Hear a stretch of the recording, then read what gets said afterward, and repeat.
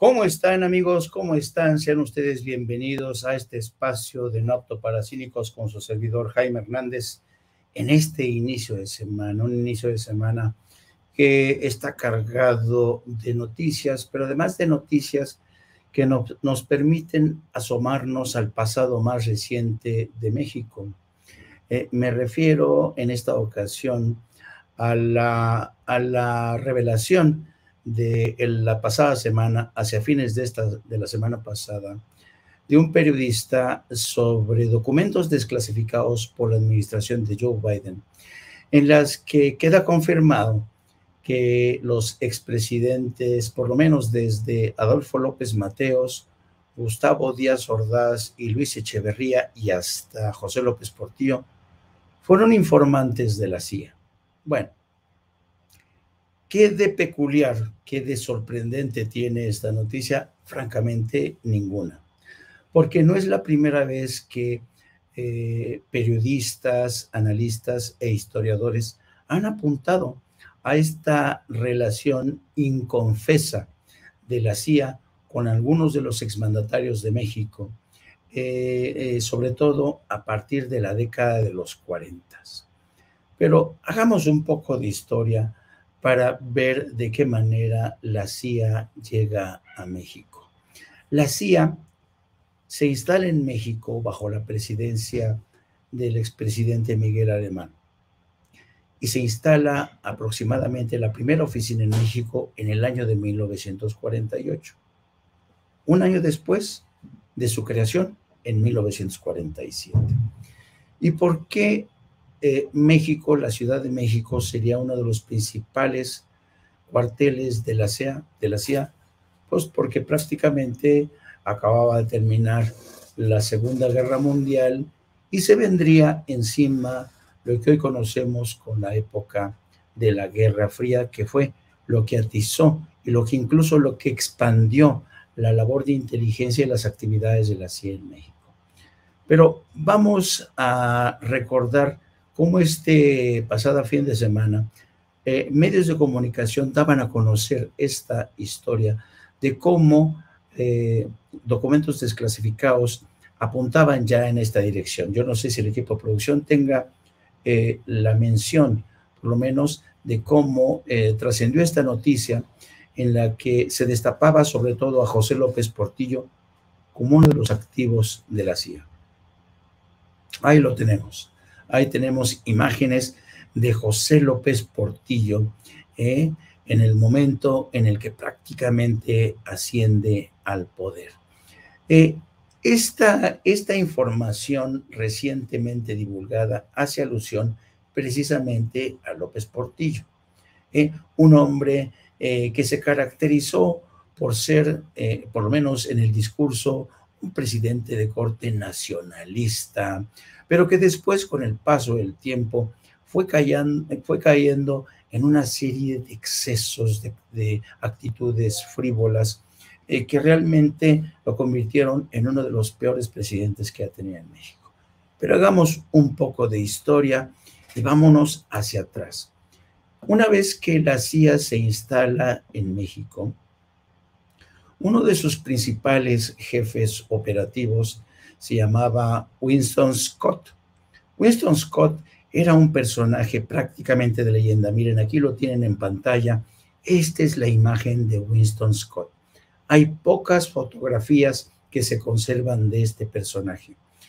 El legado de Winston Scott en México sería realmente arrollador. Y realmente ha sido el tiempo el que, si miren, aquí tenemos la credencial de Winston Scott, como el Departamento de Estado lo acreditó como un funcionario del Departamento de Estado. Pero todo el mundo sabía que Winston Scott era el principal responsable de la agencia de la CIA. Bueno, ¿qué podemos decir de Winston Scott? Miren, Winston Scott, aquí lo vemos con el entonces expresidente Adolfo López Mateos, para que vean la relación, el círculo en que se movía Winston Scott. Winston Scott empezó a entablar relaciones con el expresidente Adolfo López Mateos Era digamos, Winston Scott era un hombre muy hábil, era un hombre que cortejaba a las mujeres y sabía de las debilidades de Adolfo López Mateos precisamente con las mujeres. Pero la pregunta es, la CIA, ¿para qué se instaló en México? ¿Cuáles eran los objetivos al instalarse en México, digamos, bajo la presidencia de Adolfo López Mateos? Antes que ningún otro historiador o periodista, hubo en México el que quizá ha sido uno de los grandes periodistas en México de investigación. Me refiero a Manuel Buendía. Manuel Buendía era un extraordinario periodista, un extraordinario columnista, un periodista fuera de serie, y fue un periodista que por primera vez se atreve a escarbar, a escudriñar el papel que tenía la CIA en México. Muy pocos periodistas se habían atrevido a tocar la esfera de la CIA, pero se daba la circunstancia de que la CIA ya se había extendido, había expandido sus actividades hasta el gobierno, hasta la presidencia de la República, a quien ya tenía en nómina, y también algunos secretarios de Estado. Precisamente la eficacia de Manuel Buendía a la hora de investigar a la CIA y publicar el que sería el primer libro sobre la CIA le costó muy posiblemente la vida. Este es el libro que publica Manuel Buendía, la CIA en México. Es un primer recuento, es una primera aproximación de cómo la CIA operaba en México bajo la figura de Winston Scott. Es aquí, en este libro, donde por primera vez Manuel Buendía hace una aproximación de cómo la CIA tenía contactos y espiaba a presidentes como Adolfo López Mateos. Estaban enterados de qué enfermedad padecía. Todos los teléfonos que tenía López Mateos estaban intervenidos. Se sospecha también que su residencia personal estaba intervenida. Y también, miren, la CIA, también cómo fue tras José López Portillo. Aquí se consigna en uno de estos capítulos de Manuel Buendía la forma en que la CIA fue detrás del expresidente José López Portillo. Este libro de la CIA en México de Manuel Buendía fue una primera gran aproximación, fue el primer gran angular que se escribió. Miren, aquí en este expresidente espiado precisamente se refiere a Adolfo López Mateos. Dice, en 1966 se ejerció espionaje telefónico sobre un expresidente de la República. Cuando el licenciado Adolfo López Mateos se hallaba gravemente enfermo, fueron interceptadas conversaciones telefónicas de su secretario particular, su esposa, su hermano y el médico principal que lo atendía. El intenso sufrimiento del expresidente por sus dolores de cabeza, visión doble e impedimento para mantenerse en pie quedaba descubierto, queda ilustrado en las transcripciones que existen sobre esas conversaciones telefónicas. Se trató, pues, de una brutal intromisión en la vida privada del ex jefe de Estado. Las consecuencias políticas de este hecho no están claras todavía, pero se pueden formular tres conclusiones preliminares. Una, muy obvia y preocupante, es que existen personas capaces de poner en jaque a importantes personajes del sistema. Después de esto, ningún ciudadano puede sentirse a salvo de esta terrible violación de sus derechos. Entonces, aquí narra Manuel Buendía la manera en que la CIA espiaba a Adolfo López Mateos. Y un objetivo central que tenía la CIA, fíjense, ya desde aquel entonces, y esto según la relatoría de Manuel Buendía, uno de los grandes objetivos de la CIA era la industria eléctrica y la industria petrolera. Qué interesante, ¿no? Qué interesante que bajo la presidencia de Adolfo López Mateos, el presidente que nacionalizó la industria eléctrica, la CIA estaba detrás precisamente de este presidente, porque este presidente volvió a nacionalizar la industria eléctrica. López Mateos se convirtió en un objetivo de la CIA precisamente por esto. Desde entonces, Y el propio López Mateos no era incauto, no era ingenuo, y sabía que la CIA estaba detrás de él, porque precisamente intereses corporativos de Estados Unidos estaban detrás de la energía eléctrica en la industria petrolera. De ahí el famoso discurso, ¿se acuerdan? Del presidente López Mateos cuando nacionalizó la industria eléctrica, que dijo: ojo, cuidado con aquellos que en el futuro de otros países y traidores mexicanos van a aliarse para tratar de echar mano, de apropiarse de esa industria estratégica para la nación. Pero, ¿qué otro punto interesante le interesaba a la CIA? En el caso de Adolfo López Mateos, hay un sinnúmero de libros de historiadores que coinciden en señalar que una de las preocupaciones que tenía la CIA durante la presidencia de Adolfo López Mateos era las simpatías que sentía el gobierno de México hacia Cuba, en específico hacia la Revolución Cubana. No es de extrañar que la CIA estuviera detrás y presionara incluso al presidente López Mateos cuando se enteraron de que desde México se estaba apoyando y recibió incluso con los brazos abiertos a personajes como Fidel Castro o al Che Guevara. Fue aquí, desde México, que se embarcó Fidel Castro a bordo de esa barcaza conocida como Granma para iniciar el proceso de revolución. A pesar de las presiones, y esto queda consignado no solamente en libros de historia, sino también en memorias de uno de los hijos del exdirector de la CIA aquí en México, narra cómo presionaron a López Mateos para que le cerrara el paso a Fidel Castro. Pero López Mateos se mantuvo y les dijo: señores, yo no puedo acompañarles en esta empresa contra Cuba. ¿Por qué? Porque en México hay una simpatía abierta hacia la causa de la Revolución Cubana. Por tanto, aunque López Mateos estaba dentro de la lista de la CIA, aunque López Mateos era un hombre que tenía relaciones cordiales con el señor Winston Scott, que era un hombre realmente muy testarudo, muy civilino, a pesar de eso, López Mateos supo capotear el temporal y no permitir que el gobierno de México fuera arrastrado hacia un conflicto contra Cuba. Fue todo lo contrario. El gobierno de México respaldó una lucha que hasta la fecha sigue siendo, una enseña de su política exterior. Pero vayámonos ahora con la presidencia de Gustavo Díaz Ordaz. ¿Qué de interesante tuvo la relación de Gustavo Díaz Ordaz con Winston Scott? Hay un dato poco conocido por historiadores y periodistas.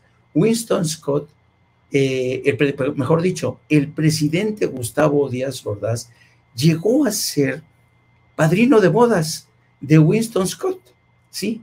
El director de la CIA. Díaz Ordaz y Winston Scott se convirtieron en grandes amigos. Y esto es interesante de entender y es apasionante de saber por qué Díaz Ordaz y Winston Scott se convirtieron en grandes amigos. La respuesta es que Díaz Ordaz era un hombre, sí, de carácter nacionalista, pero que en muchos sentidos comulgó con esta doctrina que veía al comunismo como una amenaza, al igual que lo veía Washington. Y es evidente que durante mucho tiempo la CIA respaldó a Díaz Ordaz en todas y cada una de sus políticas. La mayor muestra de este respaldo de la CIA a las políticas de Díaz Ordaz fue lo que fue la tragedia, la noche triste de Tlatelolco. La CIA fue tomada por sorpresa por este movimiento estudiantil. Nadie imaginaba que los estudiantes iban a sacudir a todo el sistema. La CIA había hecho mal su trabajo y Winston Scott no preveía que los estudiantes iban a lanzar este movimiento, que el movimiento iba a tener este alcance. En los memorándums, en los cables que Winston Scott envía al Departamento de Estado y a la Casa Blanca, no se advierte ninguna señal de alarma. Y todo se desenvolvió de manera muy rápida. Fue una crisis que estalló literalmente de la noche a la mañana. La CIA no supo entender el levantamiento de los estudiantes, la protesta de los estudiantes. Y fue ahí cuando Gustavo Díaz Ordaz le encargó a Luis Echeverría reprimir esta protesta en Tlatelolco. ¿Se acuerdan? En aquel entonces faltaban solamente 2 semanas para el inicio de los Juegos Olímpicos del 68, y el presidente Gustavo Díaz Ordaz no quería tolerar estas muestras de protesta justo cuando faltaban 2 semanas para el inicio de los Juegos Olímpicos. En medio de esta turbulencia, en medio de esta noche de violenta que consignaron periodistas como Elena Poniatowska, entre otros, una vez que pasó lo que ocurrió, la masacre ahí en Tlatelolco, cuya todavía hasta la fecha no hay cifras exactas pormenorizadas de cuántos muertos, cuántos desaparecidos y cuántas víctimas hubo. Lo que sí es un hecho es que la represión fue brutal. ¿Qué es lo que hizo Winston Scott para ayudarle a su amigo Gustavo Díaz Ordaz? Engordó la narrativa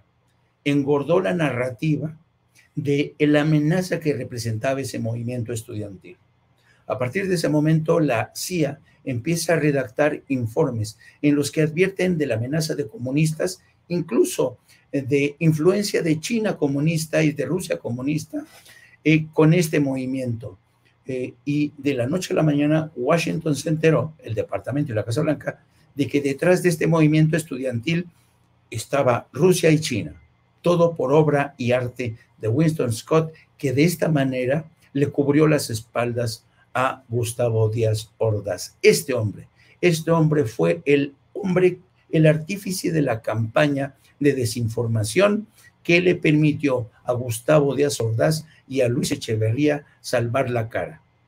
Después de que se conoció la matanza, el encarcelamiento de líderes estudiantiles, la persecución de líderes políticos históricos, y realmente Winston Scott se convirtió en muchos sentidos, en el facilitador de estas políticas de represión. Pero fíjense bien el poder de Winston Scott sobre, primero, López Mateos, aunque López Mateos lo capoteó, pero después sobre Gustavo Díaz Ordaz. Claro, luego vino el gobierno de Luis Echeverría y todavía el poder de Winston Scott siguió ahí.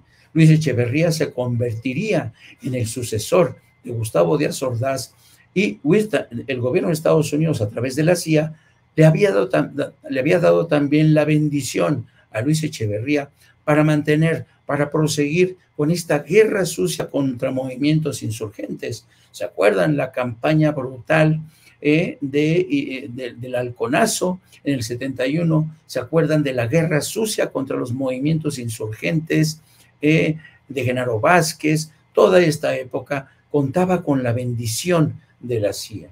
Era impresionante cómo la CIA dictaba en muchos sentidos la política de seguridad interior.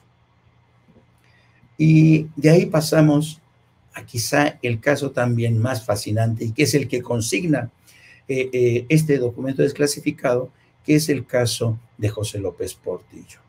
Si se acordarán ustedes, José López Portillo se caracterizó por ser un presidente frívolo, un presidente corrupto, quizá de los presidentes más corruptos que haya tenido la historia de México.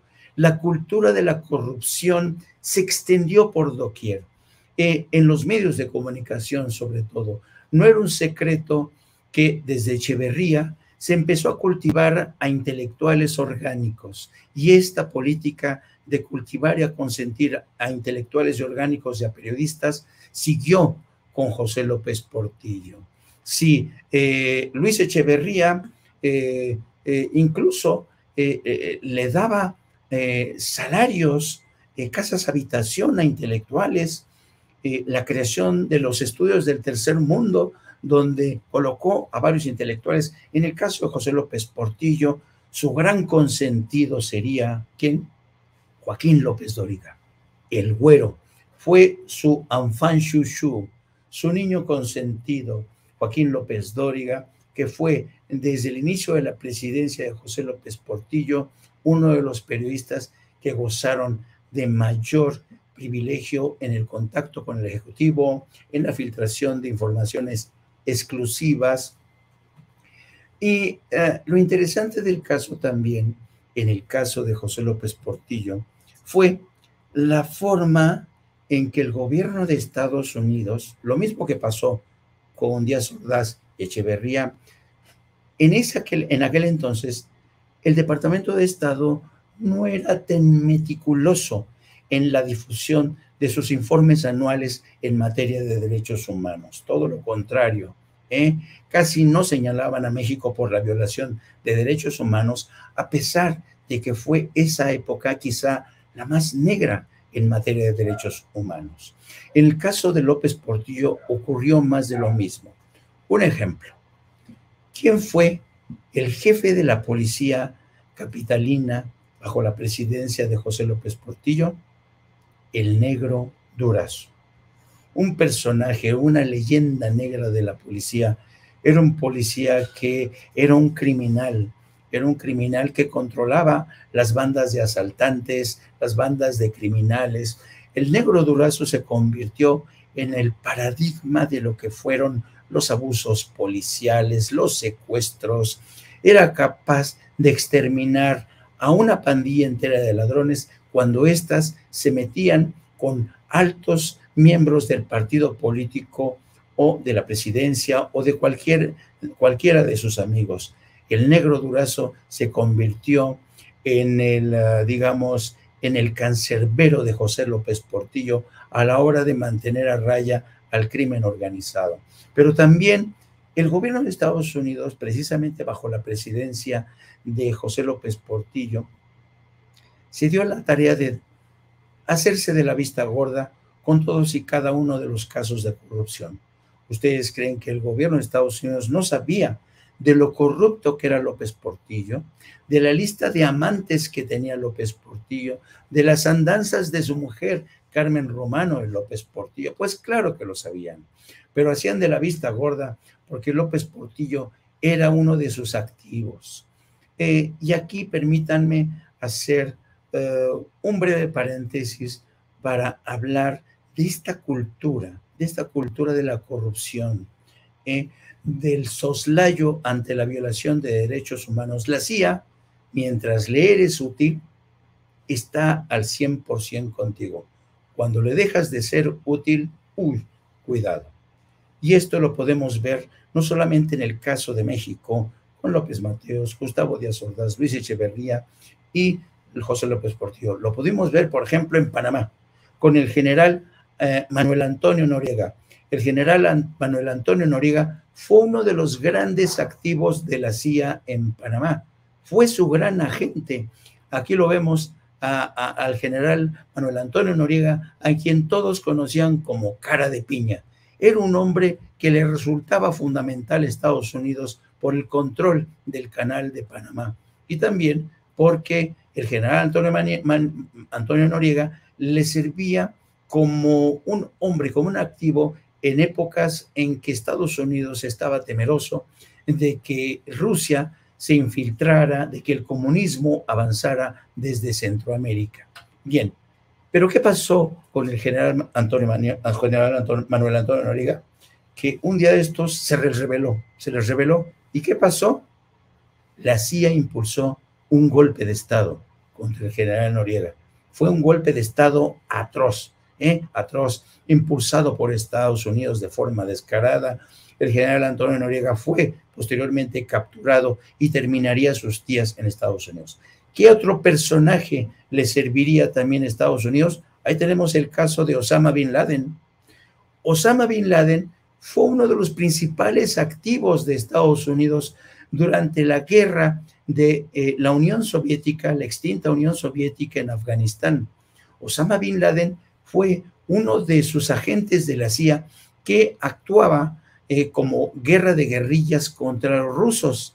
Pero ¿qué pasó cuando los rusos se retiraron derrotados por los afganos? Pues Osama Bin Laden se les rebeló. ¿Y qué pasó cuando Osama Bin Laden se les rebeló? Les dejó de ser útil, pues todo el mundo se acuerda de la ejecución que sufrió Osama Bin Laden en una localidad de Pakistán que se llama Abbottabad. Fue una de las operaciones autorizadas por el expresidente Barack Obama para deshacerse de este exactivo de la CIA que le sirvió a Estados Unidos mientras estuvo contra la extinta Unión Soviética. Pero después que se le volteó, igual, ocurrió igual. ¿Quién más está en la lista? Saddam Hussein. Saddam Hussein fue otro de los grandes activos de la CIA en Oriente Medio. ¿Y por qué la CIA respaldó durante tanto tiempo a Saddam Hussein? Porque Saddam Hussein se encargaba de mantener a raya al régimen chiita iraní. Por eso Estados Unidos confabuló, conspiró primero dentro de Irán para derrocar al primer ministro Mossadegh en el 53. Fue cuando le entronizaron al Reza Pahlavi, ¿se acuerdan? A Reza Pahlavi, y después fue Saddam Hussein, otro de los activos de la CIA, que mantuvo una guerra cruenta, despiadada, que realmente causó miles de víctimas del ejército sirio, pero también del régimen iraní. Para que vean hasta qué punto la CIA utiliza a líderes políticos como piezas de ajedrez, cuando les sirven y no les sirven. Pero lo cierto es que la CIA ha cambiado mucho de la forma en que opera. La CIA evidentemente ya no actúa de la misma forma que lo hizo bajo el liderazgo de Winston Scott. Winston Scott era capaz de montar células de espionaje en cuestión de minutos para espiar, para grabar a opositores, siempre estuvo vinculado con presidentes de México para operar, para sacar información. Y curiosamente, una de los grandes fallas que tuvo Winston Scott y al que se le criticó durante mucho tiempo, ¿se acuerdan del atentado contra el expresidente John F. Kennedy?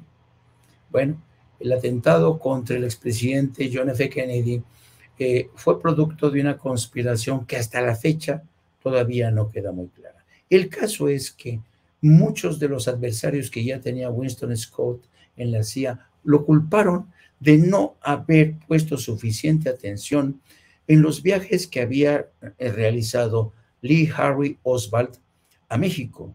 Lee Harvey Oswald realizó varios viajes a México donde se entrevistó con varios funcionarios cubanos en la Embajada de Cuba, pero también con funcionarios en Rusia. Esto dio pie, o mejor dicho, la CIA utilizó estos viajes de Lee Harvey Oswald y su encuentro con funcionarios cubanos y rusos para trabajar sobre la hipótesis de que quienes estaban detrás del asesinato de John F. Kennedy eran Rusia y Cuba. Hoy sabemos más bien que el trabajo de asesinato con John F. Kennedy podría haber sido un trabajo interno incluso de la CIA. Acuérdense que la CIA se sintió traicionada cuando John F. Kennedy se dio cuenta que el operativo de la CIA en Bahía de Cochinos había sido todo un desastre, todo un desastre. La CIA le prometió a Kennedy que iban a tener el mismo éxito que tuvieron cuando derrocaron al gobierno de Jacobo Arbenz en Guatemala. Todo el mundo pensaba que sería igual de fácil derrocar a Fidel Castro de la forma que lo hicieron en Guatemala contra Jacobo Arbenz, pero no fue así la cosa. Contra Cuba fue realmente un tema más complicado, tan es así que la CIA se retiró con la cola entre las patas y un resentimiento de muchos agentes de la CIA hacia el presidente Kennedy, a quienes lo acusaron de haberlos abandonado. Bien, y hoy llegamos a la época que nos toca, más reciente. Aunque la CIA nunca menciona, o por lo menos no se han desclasificado documentos que hablen de la relación de la CIA con el gobierno del presidente Vicente Fox, o con el gobierno de Felipe Calderón, o con el gobierno de Enrique Peña Nieto.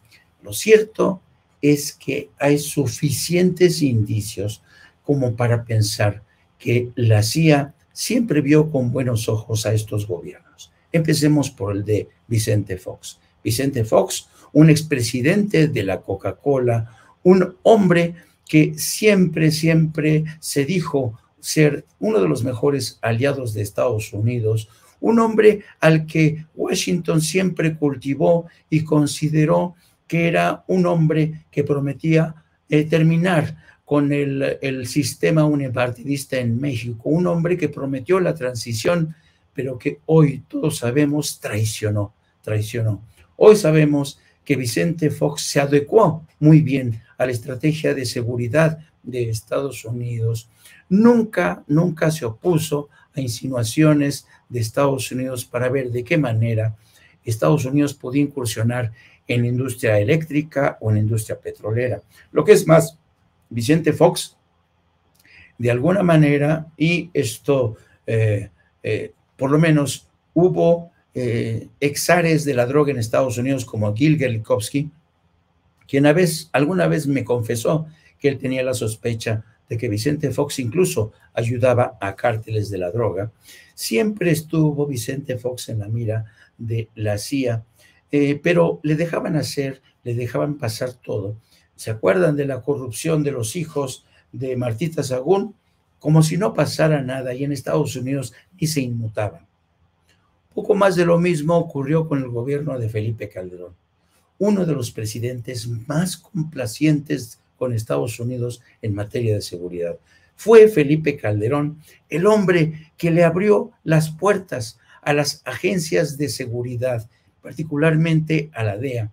La DEA tenía una relación estrecha con la Secretaría de Marina, una Secretaría de Marina que incluso permitía que agentes de la DEA se encasquetaran en los uniformes de la Marina para ir tras capos de la droga como Joaquín El Chapo Guzmán. Felipe Calderón, un hombre que decidió declarar una guerra contra los cárteles sin saber realmente de lo que se le venía encima. Al final tuvo que ir a tocarle las puertas al Pentágono para pedir auxilio por situaciones que se le salieron de la mano a Felipe Calderón.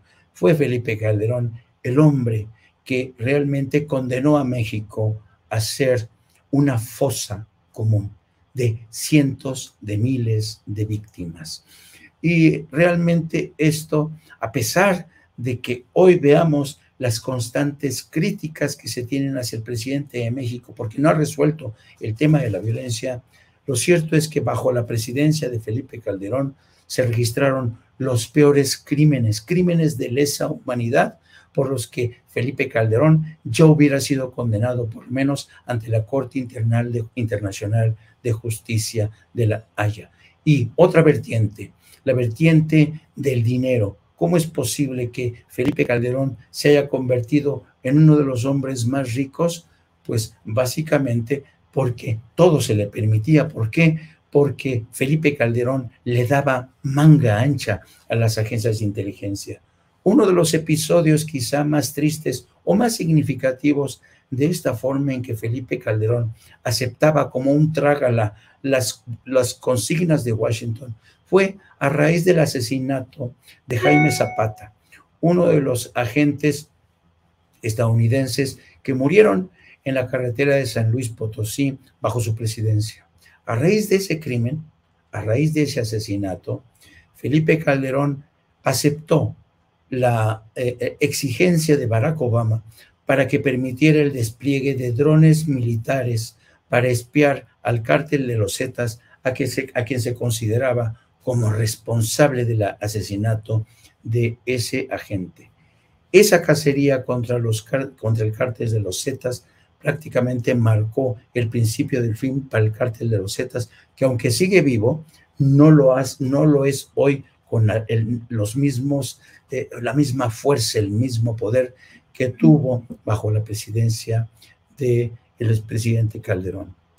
Y todo este recorrido habla de hasta qué punto realmente los presidentes de México, por activa o por pasiva, prácticamente le han dicho sí a las consignas de Washington y tristemente también a las directrices de la CIA. Por eso es que México siempre se consideró en muchos sentidos un aliado incondicional de Estados Unidos en la lucha sobre todo que se libró en la década de los 70s, los 80s contra la amenaza comunista en Centroamérica. ¿Quién no se acuerda de la guerra contra la guerrilla sandinista que batallaba contra el dictador nicaragüense hasta que finalmente consiguieron derrotarlo? Pero en medio de esa batalla Estados Unidos siempre estuvo a favor de los suyos, es decir, de los dictadores. ¿Quién no se acuerda de los golpes de Estado de las que la CIA impulsó y perpetró, por ejemplo, en Chile?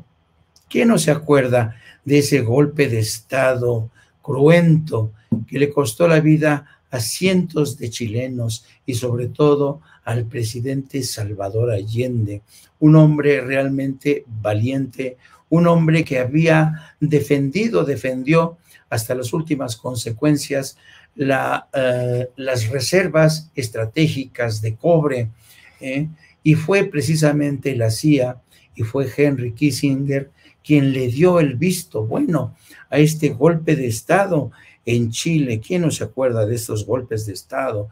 Y así la CIA fue durante mucho tiempo responsable y artífice de estas dictaduras militares en Chile, en Argentina, en Uruguay, en Perú. ¿Quién no se acuerda de la Operación Cóndor?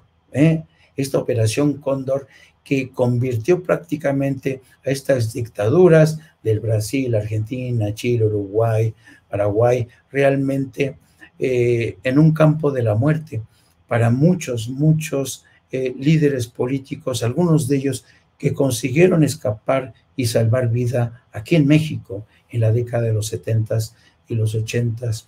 Y muchas de estas prácticas de la CIA que utilizaron, por ejemplo, en América del Sur, también se repitieron aquí en México. Muchos de los vuelos de la muerte que, por ejemplo, la CIA junto con los militares practicaron en Chile o en Argentina, también se practicaron en México. Y de eso poco se habla, de eso nunca se escandalizó el Departamento de Estado de los Estados Unidos. De tal suerte que, digamos, que la CIA, de esta manera encubierta, soterrada, siempre estuvo soplándole la nuca a algunos de los líderes políticos de México. Se sospecha también que lo hizo bajo la presidencia de Enrique Peña Nieto, aunque no se sabe. Será necesario quizá que en el futuro investiguemos o se desclasifiquen documentos para saber hasta qué punto Enrique Peña Nieto actuaba con la autorización o con el consenso o de acuerdo con directrices de la CIA. Una cosa sí estoy seguro: Enrique Peña Nieto fue uno de los presidentes que respondió a uno de los viejos objetivos de la CIA. ¿Cuál fue este? Entregar la industria eléctrica y petrolera mexicana a corporaciones extranjeras. No es un secreto que siendo aún candidato del PRI a la presidencia de la República, Enrique Peña Nieto viajó varias veces a Washington para entrevistarse, ya saben, hacer esta pasarela que hacen todos los expresidentes que quieren recibir la bendición de Washington. Y en estos viajes de Enrique Peña Nieto a Washington se entrevistaba con congresistas, con analistas, con think tanks, esos think tanks que ya saben son centros del pensamiento, pero que en realidad son centros del pensamiento, pero sobre todo de intereses creados, de industrias petroleras, de grandes industrias corporativas, que invierten para que analistas hagan estudios que favorezcan a sus empresas. Bueno, cuando Enrique Peña Nieto va a Washington, se entrevista con estos analistas, con estos expertos, en los que empieza a dar señales, a dar pistas de que su gobierno sí va a recibir con los brazos abiertos a inversión extranjera en la industria eléctrica y la industria petrolera. Y es todavía más significativo el hecho de que uno de los congresistas demócratas del Partido Demócrata, Henry Cuellar, fuera uno de los hombres más próximos en esa etapa con Enrique Peña Nieto.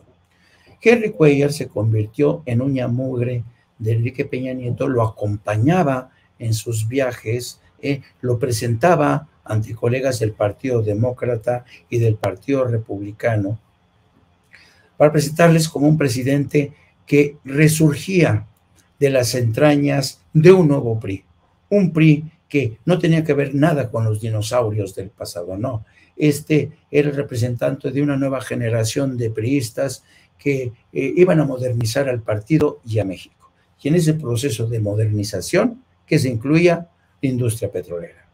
Fue Henry Cuellar, junto con su colega, el republicano Michael McCall, también de Texas, quienes estuvieron más interesados en tener reuniones con Enrique Peña Nieto, y estaban muy interesados estos dos congresistas del estado de Texas en el tema petrolero, por obvias razones. Texas es básicamente un estado petrolero. Así es que la historia después se cuenta sola, como el partido, el PRI, y después bajo la presidencia de Enrique Peña Nieto, se inicia todo este proceso para armar una reforma energética que sería respaldada por la mayoría de los partidos de la oposición, significativamente por el PAN, por el PRD, claro, mediante una generosa dotación de billullos, como dice Andrés Manuel López Obrador. Fue una generosa dotación de recursos que recibieron los líderes del PAN y del PRI para darle la bendición a la prácticamente privatización, entreabrir la puerta a la privatización de Pemex, que por cierto se estaba en proceso de ser desmantelado. Lo mismo con el caso del sector eléctrico, con la Comisión Federal de Electricidad, hasta que nos salvó la campana, ¿sí? Nos salvó la campana con Andrés Manuel López Obrador, que en cuanto llegó puso un freno a eso.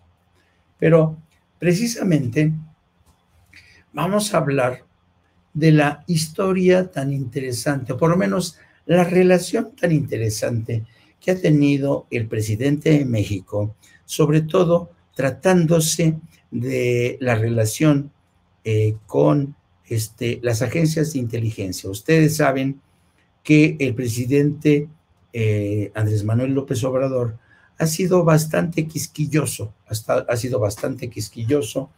a la hora de otorgar permisos a los agentes que Estados Unidos manda de la Agencia Antinarcóticos, DEA, de la CIA. Ustedes saben que los agentes de la CIA no son declarados como tales, ¿no?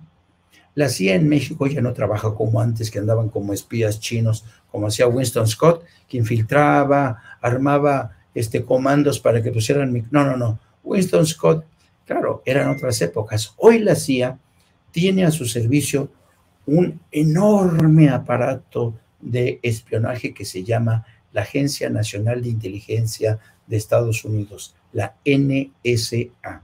La NSA tiene bajo su paraguas a más de 20 y tantas agencias de inteligencia, la inteligencia del Ejército, del Pentágono, la inteligencia del Departamento de Estado, en fin, una larga lista de agencias de inteligencia. Pero la Agencia Nacional de Inteligencia, National,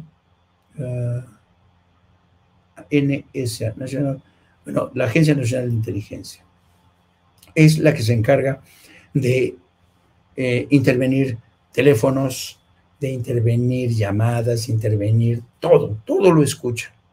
Recientemente nos enteramos de este escándalo de espionaje en México, gracias a un soldado, a un oficial de la Fuerza Aérea, muy joven, de una familia militar, que filtró documentos en los que quedaba al descubierto el espionaje que sigue practicando Estados Unidos, a pesar de que seamos aliados.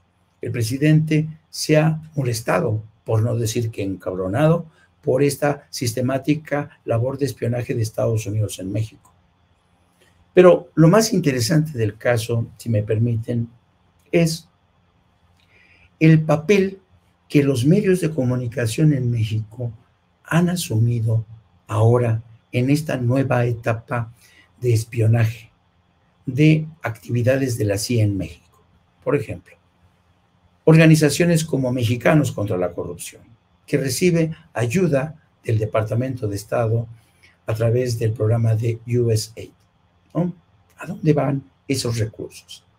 Ya se sabe que esos recursos son básicamente los que también la CIA palomea. Bueno, pero también hay una colaboración.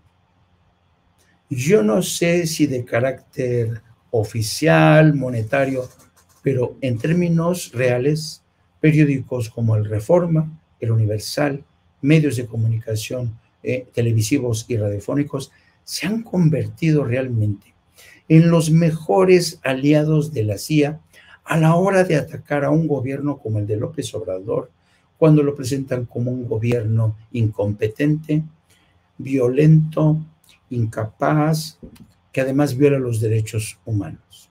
Hace poco, al presidente se le preguntó qué pasaba con la CIA, porque ustedes saben que hace no mucho, cuando vino la vicepresidenta de gobierno a México, Kamala Harris, en una visita oficial, casi siempre envían una avanzada para asegurar la seguridad en el caso del presidente o la vicepresidenta. Bueno, en aquel entonces mandaron al número 2 de la CIA para preparar el terreno de lo que sería la visita de Kamala Harris. Cuando la prensa mexicana se enteró de esta visita del número 2 de la CIA, esto fue lo que le preguntaron al presidente de México sobre las actividades de la CIA en México. Presidente, siguiendo con el tema de política exterior, causó revuelo que el director de la CIA estuviera en México, incluso la ex embajadora de México en Estados Unidos, Marta Bárcena, calificó esto como inusual. ¿A qué vino la CIA? ¿Hay alguna preocupación por parte del gobierno estadounidense sobre el rol que está tomando México junto con países como Bolivia, Cuba, Venezuela? ¿A qué vino él? No, es una relación, vamos a decir, de rutina. Una visita de rutina. Aclaro que no fue el director, fue el subdirector. Y son muy respetuosos. Y nosotros hemos decidido escuchar a todos y abrir las puertas a todos los gobiernos, a la diplomacia internacional, a todas las agencias, en el caso especial de Estados Unidos, al FBI, a la CIA, a la DEA. No tenemos nada que esconder. Transparencia. Una regla de oro de la democracia es la transparencia. Solo que hay reglas. Acuérdense que se acaba de reformar la ley en la materia y ya no es el tiempo de antes, en que intervenían agencias en nuestro territorio, hasta sin pedir permiso, sin avisar. Eso ya no se permite. Acuérdense nada más del caso de Rápido y Furioso, de cómo decidieron en Estados Unidos con una consulta a funcionarios mexicanos que iban a introducir armas con sensores para que supuestamente, como estas armas iban a llegar a la delincuencia, así iban a capturar a los delincuentes. Fue en el tiempo, era Calderón presidente, García Luna secretario de Seguridad. Pues había una filtradera generalizada. Pues los de las organizaciones del crimen tenían toda la información.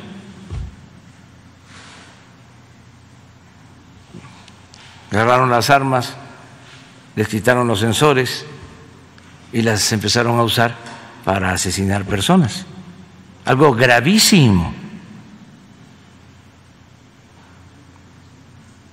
Se presentó una queja y le dieron carpetazo al asunto, aun cuando perdieron la vida no solo mexicanos, también estadounidenses, por ese operativo fallido. Entonces, eso ya no se permite. Lo otro, el que haya cooperación es indispensable. Tenemos amistad con el gobierno de Estados Unidos, no hay diferencias, no hay pleitos. Además, estamos obligados a ponernos de acuerdo porque somos vecinos, tenemos en común una frontera de 3.180 kilómetros. Entonces estamos trabajando bien, por eso viene la vicepresidenta de Estados Unidos, Kamala Harris. Pues ahí tienen la forma, ¿se dan cuenta del tono empleado por el presidente? Sí, sabemos de la CIA, sus actividades, pero esta gente, estos agentes ya no pueden actuar como lo hacían, como lo hicieron bajo la presidencia de Felipe Calderón. Y a mí se me hace realmente una posición bastante digna la del presidente. Bueno, pero ¿saben qué? Y yo creo que cuando uno ahora mira por el retrovisor y se pregunta cómo es posible que la CIA no se haya percatado de los abusos de Genaro García Luna, de los montajes periodísticos que armó, de su participación con los cárteles de la droga, yo no llegué a la conclusión de que la CIA sí que sabía de todo esto. Lo que pasa es que les convenía que Genaro García Luna se mantuviera ahí, porque era una de sus gentes, le funcionaba para Estados Unidos. Y esto da pie para hablar realmente de esta cultura del cinismo, de esta, ¿saben?, de esta actividad tan promiscua que se llegó a crear entre la CIA y los gobiernos, por ejemplo, bajo López Portillo o bajo Gustavo Díaz Ordaz. Había un grado de promiscuidad realmente increíble. Miren, les voy a poner aquí la foto de una de las esposas del señor Winston Scott. Esta mujer fue la segunda esposa de Winston Scott. ¿Saben qué pasó con ella? Murió en extrañas circunstancias en México. Su crimen, su muerte, nunca se aclaró y el gobierno de México ni se molestó en meter las narices en este asunto. A este grado de complicidad llegaban Winston Scott, un hombre que le convenía que el sistema mexicano fuera corrupto, y que contara entre sus mandatarios a gente corrupta y desleal a su propio país. Bueno, pero no nos puede extrañar que la CIA sea así. La CIA siempre ha sido así. Vamos a escuchar estas palabras de Mike Pompeo, reconociendo que la CIA miente, engaña a sus aliados. Miren lo que decía Mike Pompeo, exdirector de la CIA y exsecretario de Estado de Estados Unidos. I was the CIA director. We lied, we cheated, we stole. It was like we had entire training courses. I was the CIA director. We lied, we cheated, we stole. It was like we had entire training courses. Increíble, increíble el cinismo de esta gente. Por tanto, qué bueno que México realmente le ha dicho a la CIA, a la DEA, al gobierno de Estados Unidos, hasta aquí. Sí, vamos a cooperar, pero vamos a cooperar en nuestros propios términos, vamos a utilizar nuestro propio sistema de inteligencia, porque antes con Calderón, con Peña Nieto, con Vicente Fox, con todos ellos, estábamos supeditados a la inteligencia de Estados Unidos. Así es que qué bueno que tenemos a un presidente que yo dudo muchísimo, créanme, dudo muchísimo que el día de mañana existan documentos desclasificados en el que se diga que alguna vez Andrés Manuel López Obrador fue un activo de la CIA. Espero que no. Bueno, amigos, llegamos hasta aquí, al final de este programa. Espero que les haya resultado interesante. Les saludo, les mando un abrazo como siempre. No se pierdan el programa que siga a continuación. En la agenda de nuestro gran amigo Luis Guillermo Hernández. Y ojo, por la noche va a haber una entrevista exclusiva por el caso de Israel Vallarta. Tampoco se lo pierdan, no le pierdan la pista a este canal de Sin Censura. Tampoco se olviden de seguirme a través de mi canal en No Apto para Cínicos. Transmitimos todos los días a partir de las 14 horas, de lunes a viernes. No dejen de seguirnos a través de nuestras redes sociales, @JaimeJourno, y también a través de la sección de la Jornada Sin Fronteras del gran periódico La Jornada. Hasta luego, amigos. Un abrazo.